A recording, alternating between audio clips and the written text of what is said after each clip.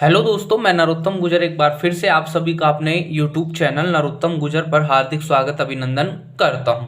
दोस्तों, आज का जो हमारा टॉपिक होने वाला है वो है रेसिप्रोकल प्रोनाउन। अब बात करें रेसिप्रोकल प्रोनाउन, जो इसका हिंदी मीन होता है वो होता है परस्परवाचक सर्वनाम। परस्परवाचक नाम देखने की कोशिश करना। सबसे पहले बात कर लेते हैं भाई रेसिप्रोकल प्रोनाउंस होते क्या हैं। अब देखने की कोशिश करना। कभी कभार आपने देखा होगा कि कोई दो सब्जेक्ट्स होते हैं या कोई दो प्रोनाउन होते हैं, वो क्या करते हैं, एक दूसरे की क्रिया प्रतिक्रिया करते हैं। जैसे एक दूसरे के जैसे जैसे समझने की कोशिश करना। जैसे छोटे बच्चे होते हैं वो एक दूसरे से प्रेम करते हैं। अब एक दूसरे से, ये जो वर्ड आया है ना, एक दूसरे से, ये क्या है, ये है रेसिप्रोकल प्रोनाउन। तो उसी प्रकार अपन बात करते हैं, यानी कि जब कोई दो सब्जेक्ट्स या अनेक सब्जेक्ट्स एक दूसरे के जैसी क्रिया तथा प्रतिक्रिया रिएक्शन करते हैं,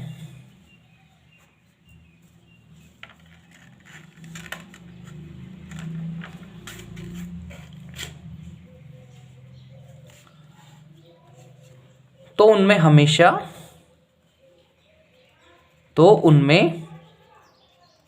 हमेशा रेसिप्रोकल प्रोनाउन होता है। अब देखने की आपको कोशिश करनी है। जैसे एग्जाम्पल्स के लिए मैं बात करूं, जैसे एक एग्जाम्पल के आधार पर मैं आपको समझाने की कोशिश करूंगा। Little children love one another. अब बात कर ले, ये वन अनदर क्या है, रेसिप्रोकल प्रोनाउन। देखो, जो छोटे बच्चे होते हैं वो एक दूसरे से प्रेम करते हैं। अब इन दोनों का मीन, अब देखो ये इसका मीन क्या है, वन अनदर का मीन आया है एक दूसरे को या परस्पर या आपस में। अब बात करते हैं, एक एग्जांपल और ले लेते हैं। जैसे both of us help each other at the time of need. अब देखने की कोशिश करना। बोथ ऑफ अस, हम दोनों हेल्प करते हैं, ईच अदर यानी कि एक दूसरे की, eight the time of need आवश्यकता के टाइम या जरूरत के समय हम एक दूसरे की क्या करते हैं, मदद करते हैं। अब देखने की आपको इतनी सी आवश्यकता है कि जो पहला सेंटेंस है उसमें बहुत सारे लोगों की बात की गई है। अब यहां पर इसके अर्थ को सीमित कर दिया। सेकंड सेंटेंस में आपको देखने की आवश्यकता है कि इसमें अर्थ को सीमित कर दिया, बोथ ऑफ हस, हम दोनों। अब देखने की कोशिश करना। अब ये बहुत आया, बहुत का उपयोग जब अपन कंजंक्शंस पढ़ेंगे उस समय भी आप देखोगे कि बहुत का उपयोग होता है वो दो व्यक्तियों के लिए होता है। किसके लिए होता है, दो व्यक्तियों के लिए। और आप देख पा रहे हैं भाई, यहाँ पर वन अनदर का प्रयोग हो रहा है जबकि यहाँ पर ईच अदर का प्रयोग हो रहा है। तो मैंने इस सेंटेंस में ईच अदर का प्रयोग क्यों किया, मैं वन अनदर भी तो लगा सकता था। दोनों का जब मीन है एक दूसरे होता है, इसका भी मीन क्या होता है, एक दूसरे, और ईच अदर का भी क्या होता है, एक दूसरे। लेकिन देखने की आपको इतनी सी आवश्यकता है कि जब दो व्यक्तियों के लिए बात होगी तब तो ईच अदर का प्रयोग होगा। जब दो से अधिक व्यक्तियों के लिए बात होगी तब होगा वन अनदर। दो व्यक्तियों के लिए ईच अदर, दो से अधिक व्यक्तियों के लिए वन अनदर। अब आप इस बात को लिख भी लो। देखो, ओनली फॉर टू के लिए तो किसका प्रयोग होगा, ईच अदर का। फिर बात कर ले for only more than two, यानी कि दो से अधिक के लिए, दो से अधिक के लिए,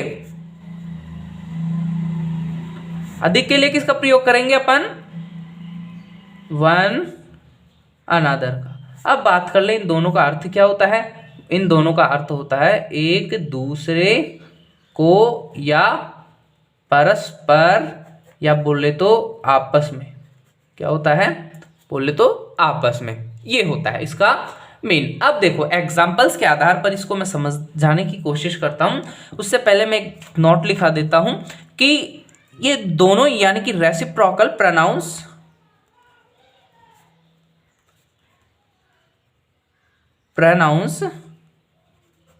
कभी भी सब्जेक्ट के रूप में यूज नहीं हो सकते, सब्जेक्ट के रूप में यूज नहीं हो सकते। अब बात कर लेते हैं, एक दो एग्जाम्पल्स इसके ले लेते हैं। जैसे दो तो ले लिए, अब मैं एक दो और ले लेता हूं। जैसे ऑल ऑफ अस, आप मेरे को बताने की कोशिश करना, all of us should help, blank दे दिया मैंने, at the time of need. अब बात कर ले, देखो फर्स्ट सेंटेंस, सेकंड सेंटेंस में लिखने की कोशिश कर रहा हूं, जब तक आप इसको भरकर कमेंट सेशन में जवाब दो। टू सिस्टर्स हैड, फिर अपन बात करते हैं they like very much and want to get married। फिर अपन बात करते हैं, एक और सेंटेंस ले लेते हैं, they want to divorce because of some family dispute।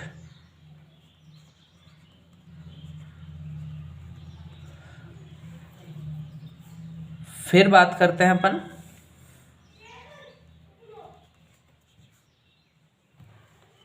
देखो चार सेंटेंस तो आपके सामने दिख ही रहे होंगे आपको।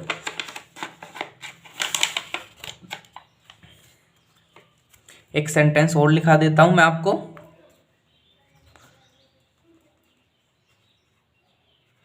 द विलेजर्स हेल्प्ड,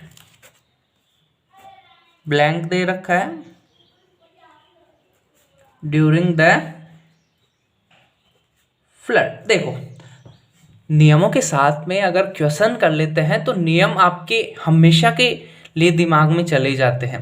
इसी वजह से मैं नियम लिखाकर या उसके जो रूल्स हैं वो लिखाकर उनके क्वेश्चन इसीलिए देता हूं ताकि आपके वो नियम हमेशा के लिए सेट हो जाए आपके माइंड में। अब देखने की कोशिश करना, मैं सोचता हूं कि आपने तीनों चारों भर लिए होंगे।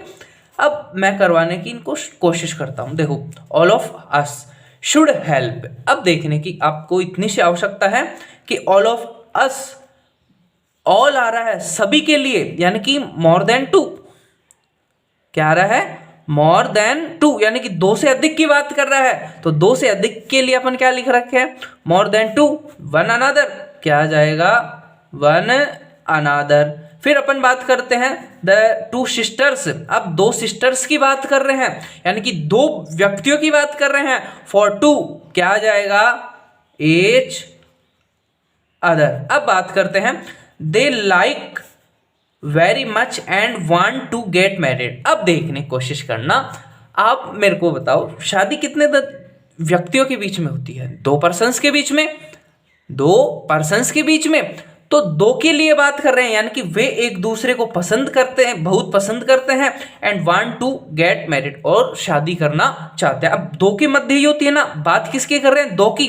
तो दो के लिए बात कर लिया, फॉर टू ईच अदर, क्या आ जाएगा, ईच अदर। फिर बात करते हैं दे वांट टू डाइवोर्स। अब डाइवोर्स किस देते हैं, कौन देता है, देखने की कोशिश करना। जो मैरिड, जो शादी कर चुके हैं वो डाइवोर्स देंगे ना।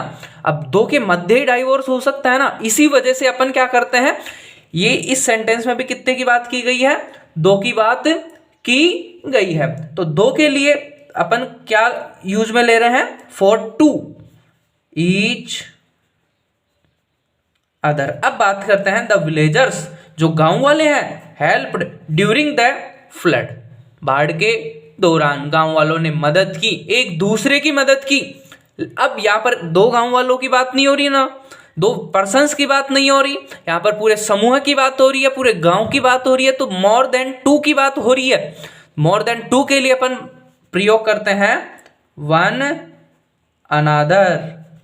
इसी के साथ थोड़ा सा इसका एडजेक्टिव्स भी देख लेते हैं, वन अनादर, और क्योंकि एडजेक्टिव भी आपके टॉपिक कभी कभी दे देता है, तो उसको भी अपन देखने की कोशिश करते हैं।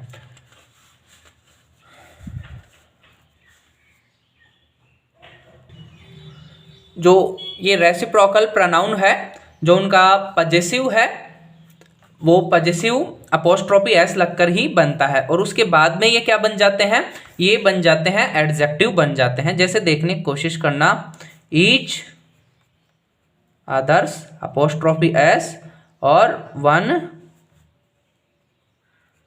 अनदर, जो इसका पजेसिव है वो अपोस्ट्रोफी एस से ही बनता है, और ये अपोस्ट्रोफी एस लगने के बाद में जो इसकी प्रकृति हो जाती है, जो इसका पार्ट ऑफ स्पीच हो जाता है, वो हो जाता है एडजेक्टिव। जैसे देखने की कोशिश करना है, एक एग्जांपल के आधार पर मैं बता देता हूं, ऑल ऑफ अस